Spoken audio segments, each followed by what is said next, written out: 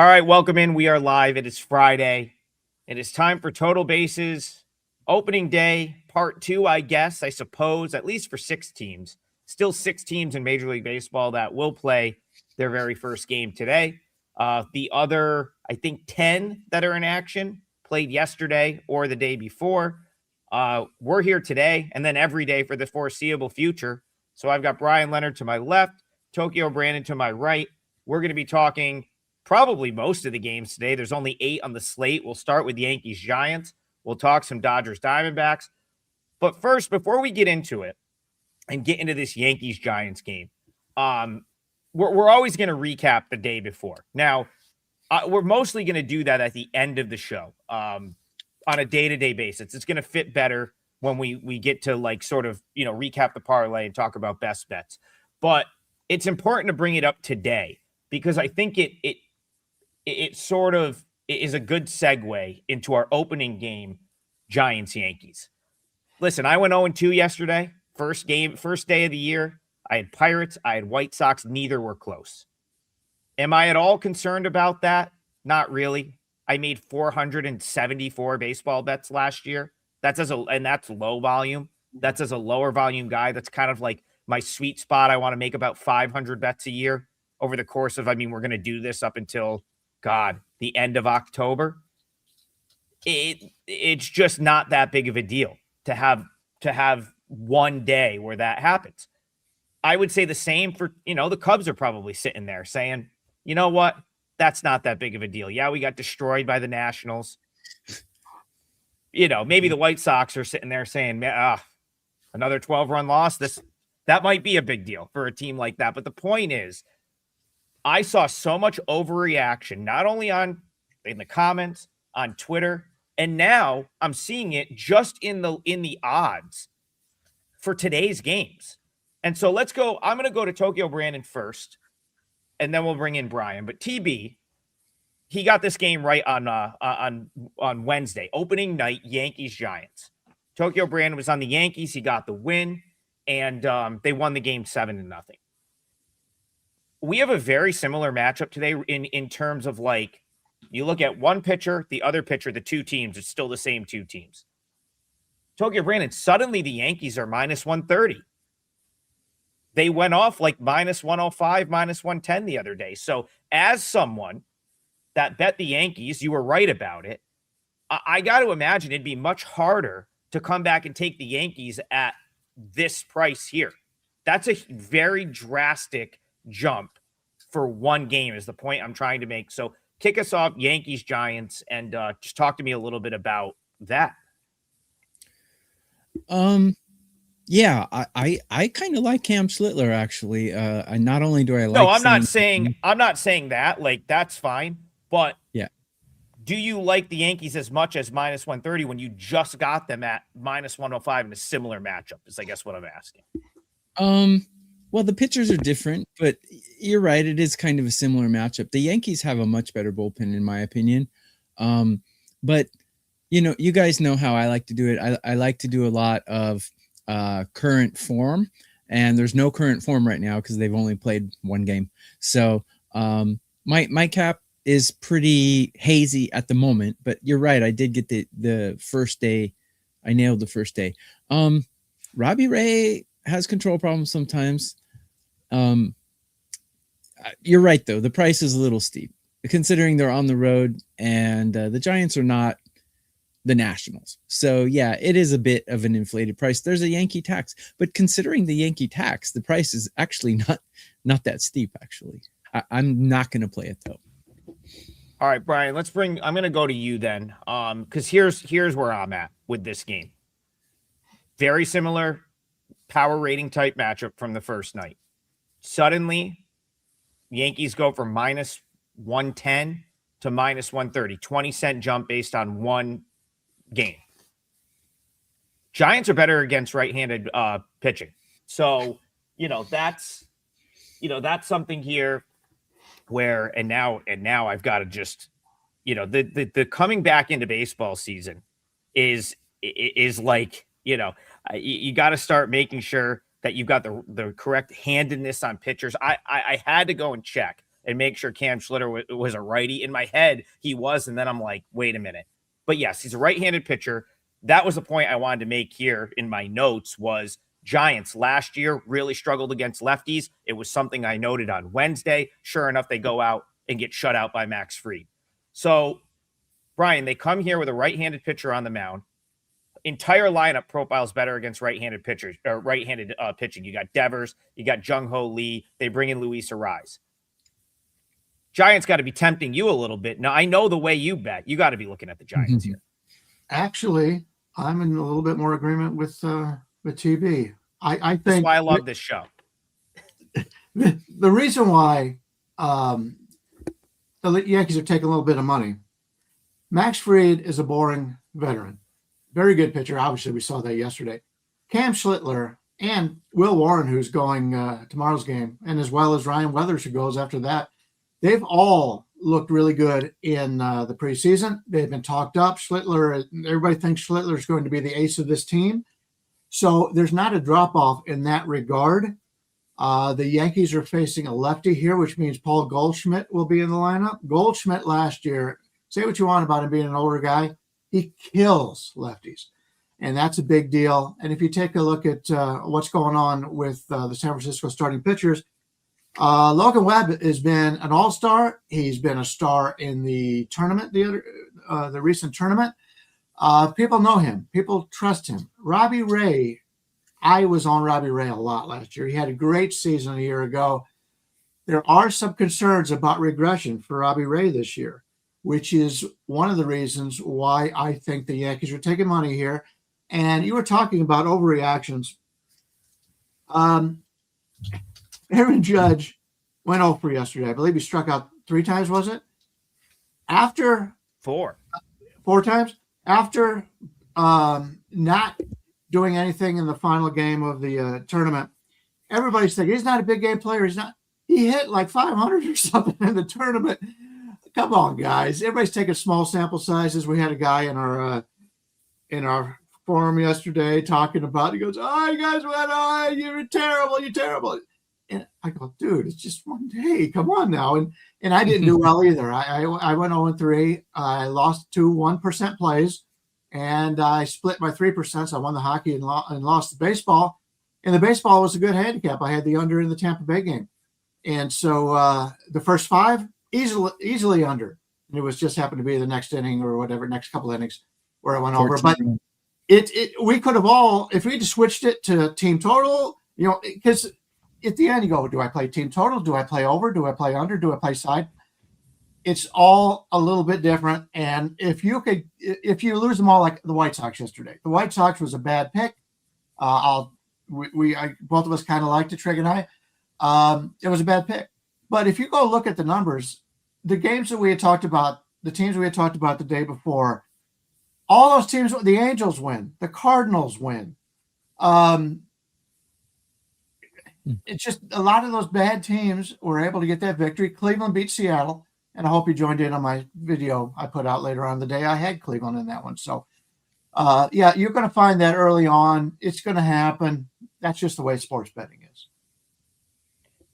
So I got to point this out because again, I'm glad we don't rehearse anything with this show. And I had a Rob Vino was out with you, Brian, in Vegas last week. I saw you guys, got to go to the show and stuff like that. And so I had a host fill in, and I told my co-host Matt on the college basketball show, he published this whole really nice write-up for one of the regions. I said, listen, I'm not going to read that prior to the show. I don't want to subconsciously have my opinion, agree with you. I don't want to know what you think prior to the show. That's the thing. The 3 of us never talk before the show.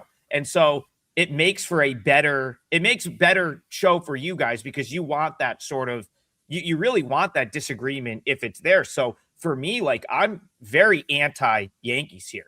I don't see any merit to backing the Yankees at this price. That is a major overreaction in the number to the first day. It has nothing to do with my handicap is this. Listen, Cam Schlittler, who cares? Throw him out. I want to read off some ERAs for starting pitchers after yesterday. Freddie Peralta, 7.20. Paul Skeens, 67. Okay. Smith from the White Sox, 16.2. Matthew Boyd, 14.73. All right. The point here is starting pitching at this point in the season matters as little as it's going to all year. So if you're like taxing this up and that your only reason for it would be the starter, you got to like probably go back to the drawing board with how you're looking at these games for now. Like Tokyo Brandon says, when you get into the year and you've got some like in-season data, then you might want to weight the starting pitching more. For me, I'm going to be very like adamant about that. It's how the teams are power rated, and you let the chips fall where they land when it comes to the pitching. Go ahead, Brian. What do you have to say? My question for you is, you were comparing it to yesterday's line. If yesterday's game wasn't played and this is the first game of the season, do you still think it's an overlay for the Yankees?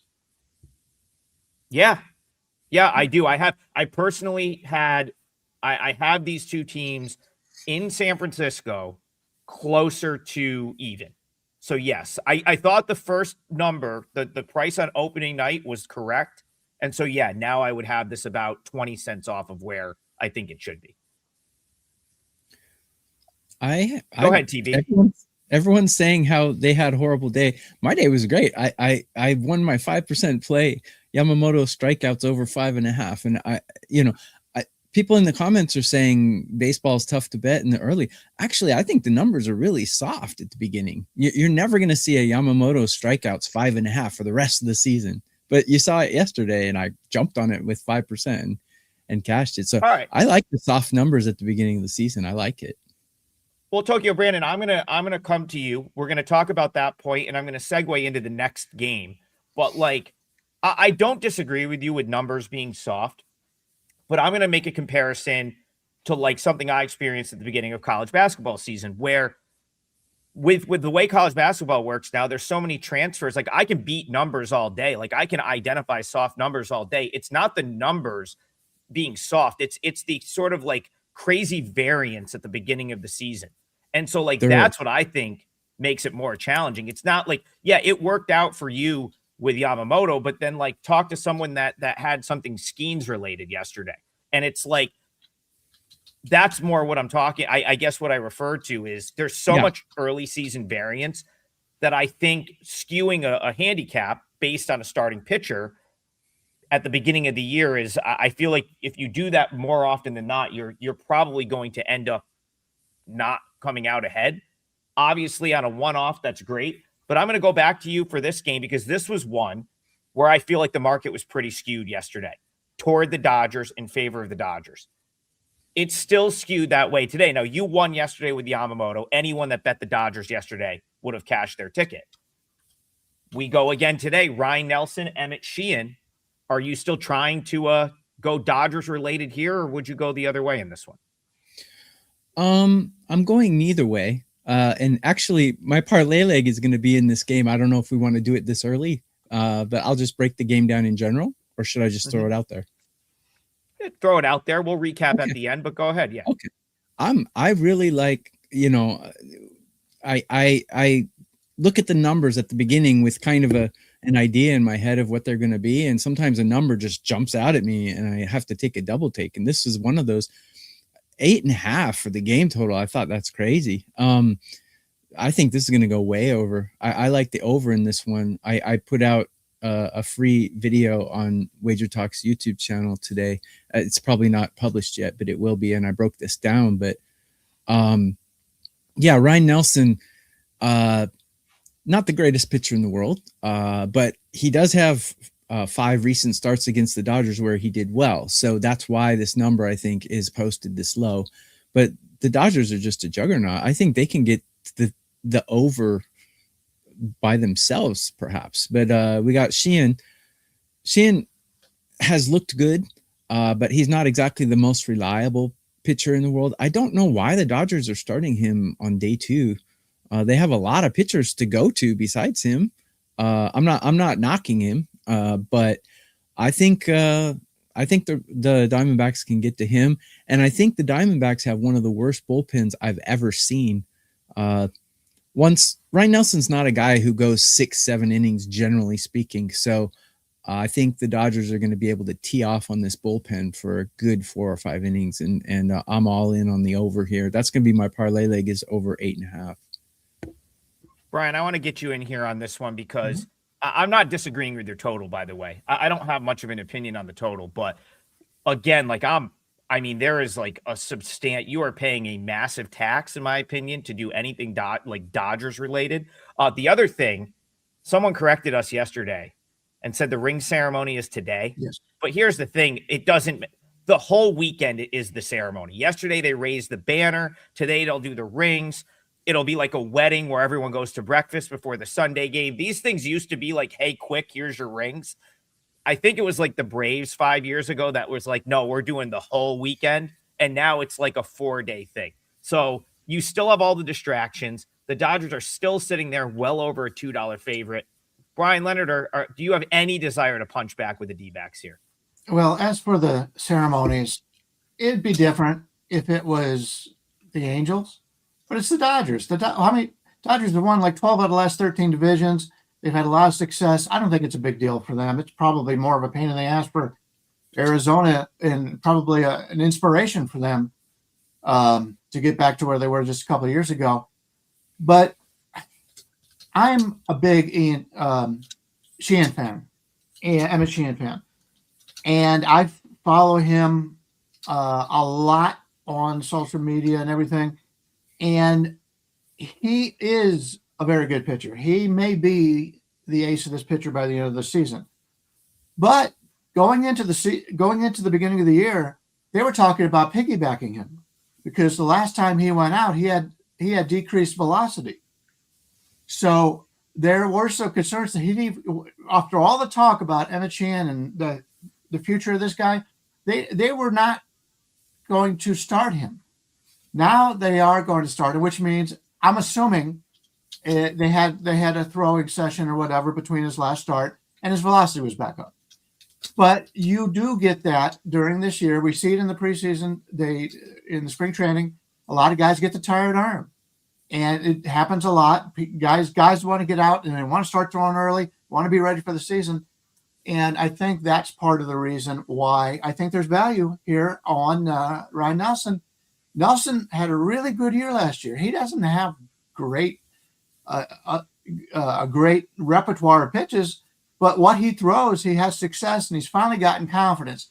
And for so long, we have faded Ryan Nelson that a lot of people just blindly, it's the Dodgers against Arizona.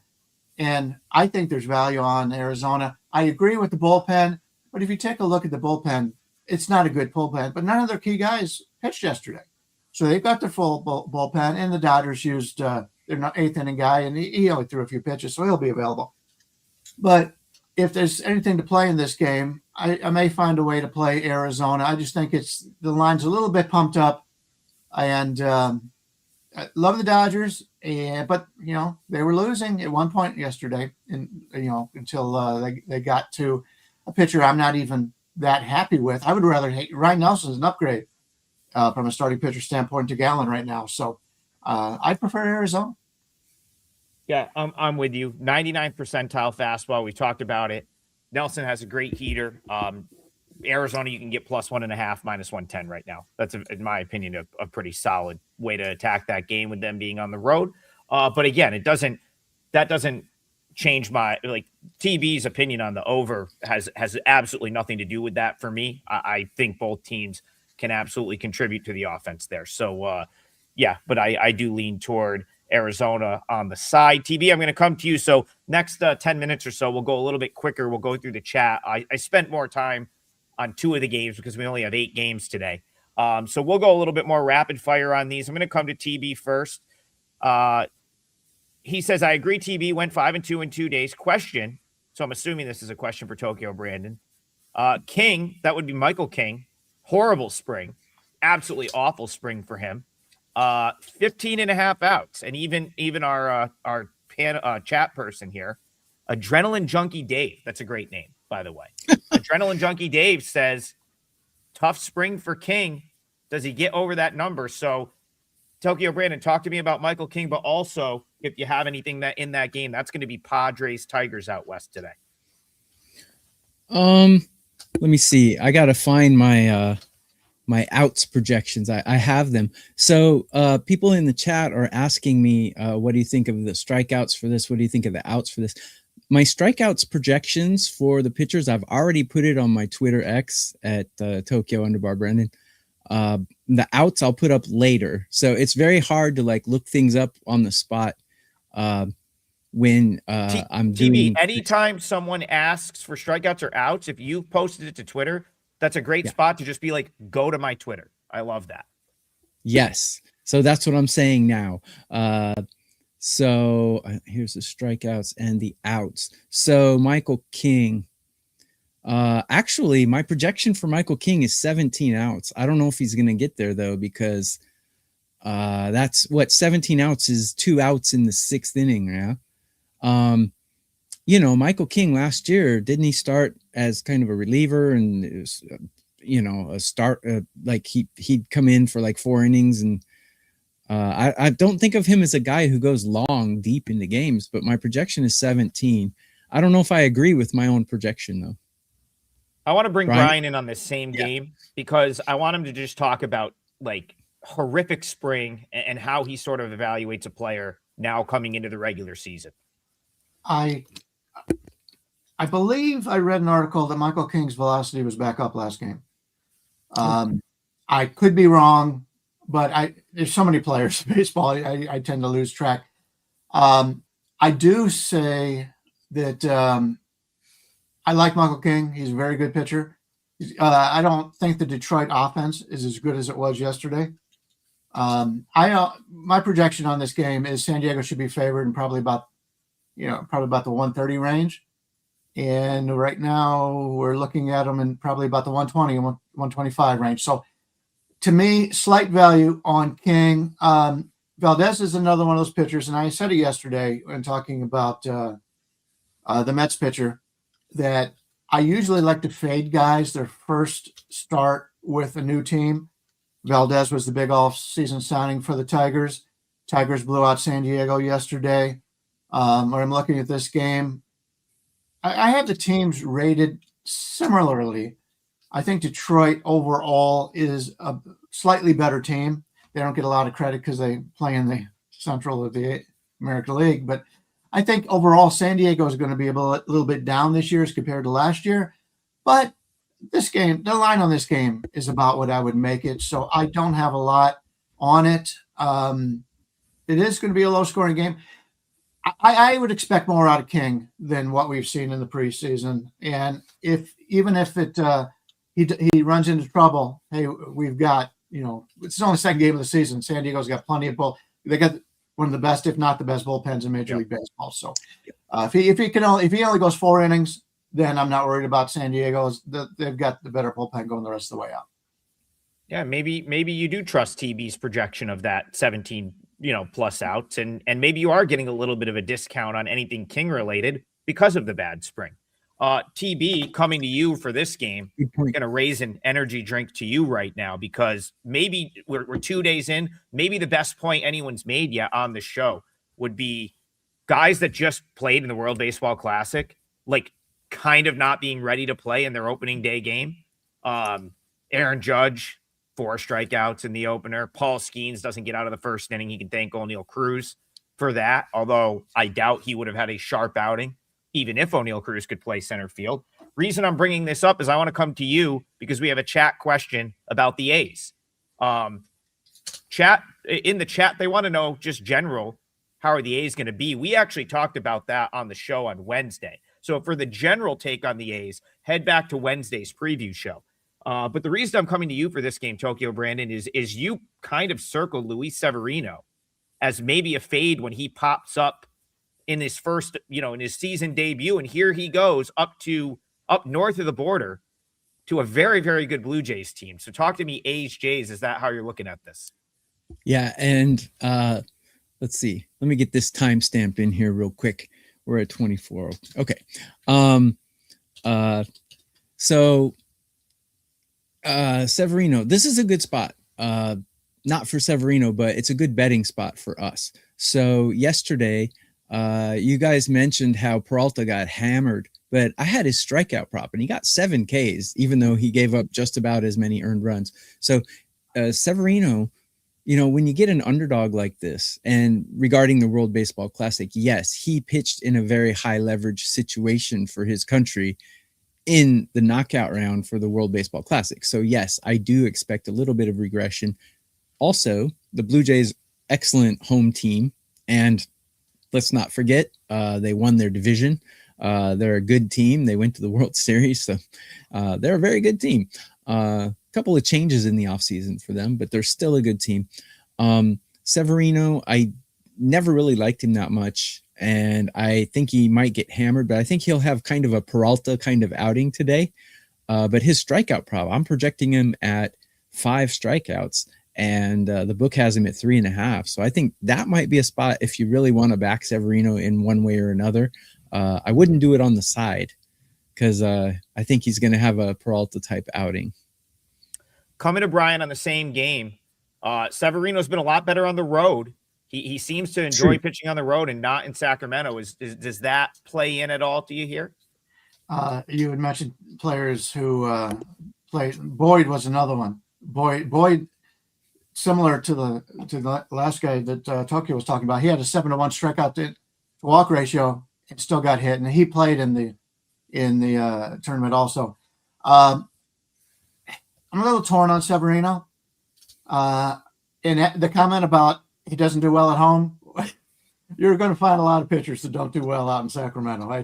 I've been out there. It's a good hitter's ballpark. We all know that now. So you would expect all their pitchers to actually do a little bit better on the road. I do have the same concerns about Severino. I had seen a lot of those pitchers that I thought were washed up, because if you looked at the Venezuela pitching staff and in the DC pitching staff and some of the ODR pitching staff, they had a lot of older veterans and they all pitched well. It was their game. Like Rodriguez for Arizona, they were great, and I'm thinking, oh, what a mismatch schemes again. But if you have that emotion behind you, now it is the opening game of the season for these two teams, so maybe he'll have that again here. I'm looking to fade Gausman a little bit this year. I just don't think this is a good division for him to be in. A lot of good hitting teams here. He's getting up there in age. And the Oakland A's or Sacramento A's or Vegas A's, whichever you prefer, they're a good hitting team. They're able to hit on the road. I kind of like the Athletics in this game. You're getting them at plus, anywhere from plus 145 to 157. I'm looking to fade Toronto a little bit. They've had major injuries from starting pitchers. They've got some key relievers that have been hurt. Toronto, everybody remembers what they did in the playoffs. Look at their regular season record and then look at the run scored and run against, that kind of thing. They're coming into the season a little bit overrated in my mind. So I might get a piece of the Athletics here some way. Yeah. And listen, Brian, there's a couple of people in the chat that were, kind of alluding to, well, can Gausman be trusted? Well, the A's are going to hit. Mm-hmm. Hitting is not going to be their problem. So the A's can absolutely get to Gausman. It's can they keep Toronto from scoring enough runs to win that game? They will hit the ball. TB, you're nodding. Do you want to kind of hammer that point home? Yeah. Mark Lambert in the comments, he asked me, he said, do you trust Gausman today? And I just wrote back in the comments, I said, he's going to be shaky, but that lineup will back him up. So it could be one of those where he gives up 5 earned runs and still gets the win kind of starts. Probably this game is probably going to be one of those, 10-7 kind of games. It looks to me, but you never know. But it's opening day, so. But Go ahead, to Brian. me, that's what it looks like. It looks like Gausman's going to give up maybe 4 or 5 earned runs, but still get the win, kind of thing to me. Team total on the Athletics is 3.5. Oh my goodness! Yeah. Well, Gausman is a good pitcher, but I think his name is better than his skill at this point in his career. Yeah, I a lot of good points made right there. I couldn't really push back on any of those. Just to answer, and then we'll move on. But the original question of where are you at on the A's? I do not think the A's are a good baseball team from a win-loss perspective. I think they will. I don't think they're going to win as many games as people think they're going to win, but it's not because of their offense. It's because they lack pitching no starting pitching on that team, in my opinion. And I don't think their bullpen's as good as people think it's going to be. They're going to need to catch lightning in a bottle a couple places. They're going to need some young guys to really show out. And I just don't know if you can, like, I'm just not trusting that. So they're going to be a team that I think is going to be fun to watch. They're going to score a ton of runs, but they may give up as many as anyone in the American League. Queen Rock says, let's win the parlay for my birthday today. Yeah. First of all, happy birthday. Second of all, we absolutely want to do that. Tokyo Brandon has already revealed what his parlay leg is going to be. So I'm just going to give you the floor here, TB. Dealer's choice. Talk about one of the games that we have not talked about yet, and then you can tell us. You can just recap your parlay leg at the end of that. Okay, sounds good. Let's talk about the game that everyone's going to have their eyes on: the Rockies and Marlins. So this is an interesting game because the Marlins are generally known as being a poor team, but I think they're on the up. They've got a starter here who used kind of similar to Gausman. He used to be an absolute stud, and he's fading a little bit, but he's still a good pitcher, kind of like Gausman. Going against Freeland, who I actually think Freeland has some skills. It's just unfortunate that he plays for Colorado. And he actually has pretty good road numbers in his career. So this will be an interesting game. I'm not going to, come out and say, oh, definitely this way or definitely that way. The price seems a little steep for Miami, but they do have the better bullpen, and they, in my opinion, have the better lineup and the better starting pitcher. But minus 180, a little steep. But to me, to a normal casual fan, this game looks maybe kind of crappy. But to me, this is going to be a really interesting game. I want to see how Freeland does, and I want to see how the Marlins have improved. I said on a previous show, I have the Marlins team total for the season over 73. I expect a breakout for them, but every time I criticize the Brewers, they go sky high, and every time I back a team, they take a dump. So we'll see what happens. But this is the game I have my eye on. I don't really know which way it's going to go, though. I think listen, I can't put anyone off of thinking both of these teams are probably, like, I'm higher than the market on both. Marlins, Rockies. Peter Bendix is just going to continue to do his thing down there with that farm system. And they're both, I see tons of upside relative to where the market is on both the Marlins and the Rockies this year. It will be interesting to just see, like, kind of how that series plays out this weekend. Yeah. Brian's kind of nodding over there. You may get a scenario where, like, one of these teams sweeps or something and then is massively overrated going into the next week, or very undervalued. But Tokyo Brandon, before I go to Brian for his best bet, recap your parlay leg. And you had the 5% winner yesterday. So tell the folks what you're looking at today, what you've got up for sale. So as I said earlier, recapping my parlay leg, I'm going to take the Dodgers Diamondbacks over 8.5.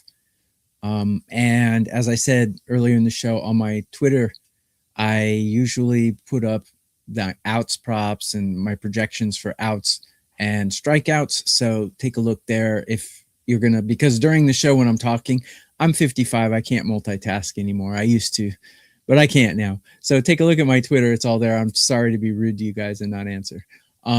So I have another 5% play out today. As I said earlier, I love the beginning of the season. I just think the numbers are soft, and I think it's a chance to take advantage.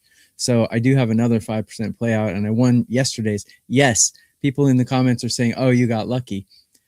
Look, good luck and bad luck happen at exactly the same rate. So don't, you remember the bad ones more than you remember the good ones, but they happen at you never apologize for a win, ever. It's not apologizing. I'm saying shut up, because good luck and bad luck happen exactly the same rate. The bad beats, you get just as many good beats as bad beats, and I'll take a good beat on my 5% any day. It's the second best beat I've ever had in my career. So I'll take it. And I have another one today, which I'm actually more confident of. So let's go. Woo woo.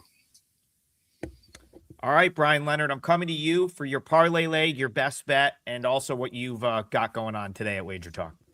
Actually, just one final comment about the luck factor. The better handicapper you are, the more bad beats you're going to have because you're going to win more games. At least you should win more games. So, and Brandon's already pointed out over the years, he's a very good baseball handicapper. So I just leave it at that. I'm going to go back to the same game. I'm going to look at Colorado, Miami. I got a little bit of a grin when he said the game everybody is excited for. I actually am excited for this game. So and much. the reason being is Colorado traditionally has been a good home team, terrible on the road. What makes them that way? The air in Colorado. Your breaking balls don't break, and it throws them off. So when Colorado, this is the first game of the season, Colorado, when they play in Colorado and play a series or whatever, then they go on the road, then you want to fade them because they have no confidence in their breaking balls, and the breaking balls actually are normal when they pitch anywhere else. So this is the first game of the season, so that's not a worry. Freeland's going for Colorado. He's a lefty. Miami doesn't have a lot of power anyway. Their biggest power bat is hurt. And if you take a look at Miami's guys, their power guys are all left-handed hitters. So the number 9 guy for Miami, Connor Norby, may be their best home run hitter in this game. You don't want that because they're going to have Conine and Cassie are going to be out, and we're likely to see Austin Slater, who hasn't hit a home run in probably 10 years. And so they're not going to have the power. So you're taking away the home runs. It's not a good home run park in the first place, but you're taking away the home runs here. And I like the Colorado side. I like the offense for Colorado. The pitching is still going to be Colorado pitching. They're going to give up some runs. I don't like anything that they've done in that regard. But Freeland's a veteran. He's taken the opening day, pitched the opening day many times. Alcantara, the guy had Tommy John surgery a couple years ago. It was really terrible in the first half, as you would expect coming back from TJ. And then as the season went on, he pitched pretty well. So a lot of people are buying into him right now, which is why where the line is. There's no way that Miami should be anywhere from a 180 to a $2 favorite. I don't care who they're playing.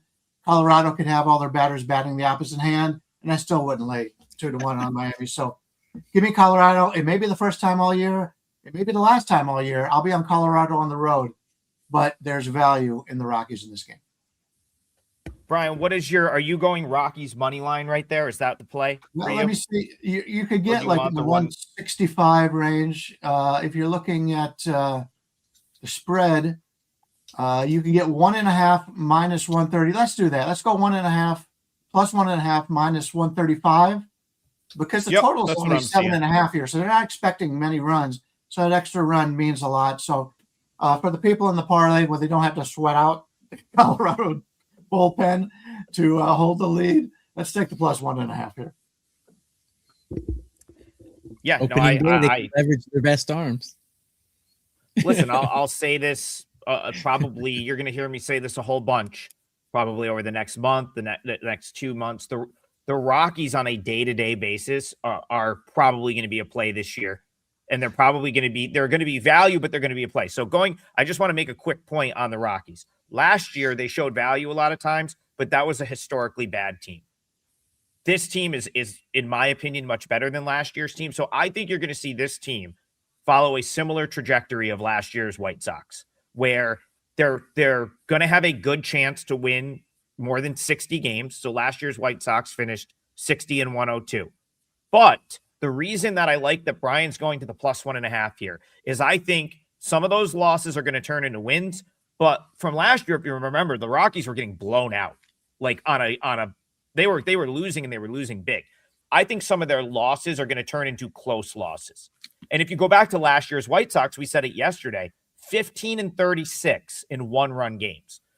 So the White Sox were actually pretty profitable against the 1.5 last year, because that 15-36 in one-run games, what is that? Quick 21 losses that you would have cashed if you had the plus 1.5.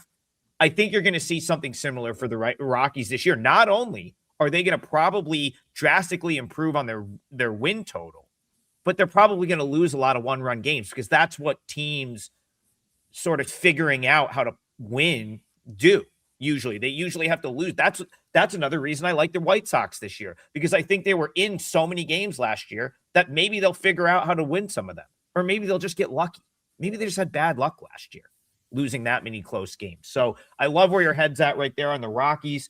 All I have to promo today is the double play. So that is our package on the page. You can get any of us too. Listen, if you want a baseball play today, buy Tokyo Brandon's play. He's got a 5%er. He's coming off a 5% win. I don't even know what it is. If I were to promo something here, I would say go get his. I have a client play locked in. Thank you. But I would go get his.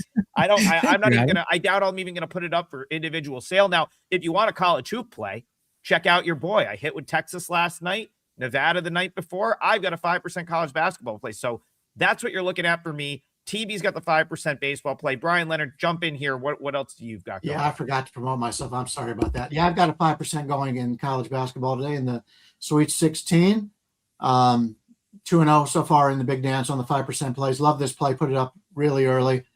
And I'll be working on more baseball. I've got hockey show coming up after that. So my plays are going to be a little bit delayed today, but not totally in love with the baseball cards. So you may not be missing a whole lot in baseball, but I do like the Rockies. Can I mention something? Sorry to cut in here. Go ahead. Someone asking me if my 5% is a pitcher prop. It is not a pitcher prop. It's a side bet. I believe you should put that in there. Yeah, every day so they would know. They probably did. I did. And I just want to give a quick detail on our double play package. You can pick two of us on this show, and you get 3 days all access to two of us for, I think it's $49.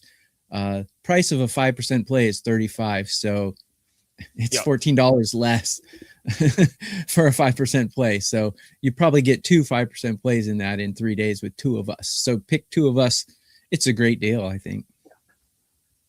No, from that standpoint, without a doubt, tremendous deal. If you're, I can't see why you would just buy the 5%er when you can get when just 3 days for two people is not that much more. So that's a really good point, TB. I'm gonna go to a different game for my best bet, and I'll close it out. Mariners money line will be my parlay leg. I think the Mariners are the best team in the American League this year. I think it's going to be very difficult to find value with them. Maybe on the road is where you'll actually find value with them. At home, they just get priced up to oblivion. But last night, they lose their opener.